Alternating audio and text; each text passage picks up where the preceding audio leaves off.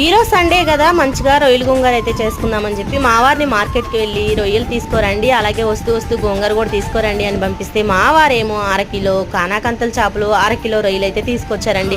1/2 kilo రొయ్యలు వలవంగా 1/4 kilo అయితే వేయండి. ఆ 1/4 కిలో రొయ్యల్ని ఏమేసి వండుకుంటామండి. ఇంకా వస్తూ గోంగూర కూడా తీసుకురాలేదండి. ఇంకా నార్మల్గా ఒట్టి రొయ్యలు చేస్తే అవి ఎంత అవుతాయండి, ఏదన్నా కలిపి చేసుకుంటేనే ఒక రొంతన్నా అవుతాయి. ఇంకా అందుకని వాటిని కూడా అయితే ఫ్రైగా కలిపేసి నైట్ డిన్నర్లోకి అయితే పక్కకు పెట్టేశానండి. ఇంకా మధ్యాహ్నం లంచ్లోకి అయితే మా వారైతే చేపలు అయితే తెచ్చారు. పప్పుచారు ఉప్పు చేప కాంబినేషన్ అనేది చాలా బాగుంటుంది కదా, అందుకని ఈరోజు నేను కూడా చేపలు ఫ్రై అయితే చేశానండి. ఉప్పు చేప అయితే చేయలేదు కానీ నార్మల్గా చేపలు ఫ్రై చేశాను. మా వారేమో రసం చేయమన్నారండి. మీకు అసలు టేస్ట్ ఉందా, రసం ఏమైనా బాగుంటుందా చేపల ఫ్రైలోకి, పప్పుచారు బాగుంటుందని చెప్పి మా వారి మాట వినకుండా నా మాటను చెల్లించుకొని మునక్కాయ పప్పు అయితే చేశానండి. రెండింటి కాంబినేషన్ అయితే చాలా అంటే చాలా బాగుంది, అదిరిపోయింది. వీడియో నచ్చితే ప్లీజ్ లైక్ చేసి ఛానల్ని సబ్స్క్రైబ్ చేయండి.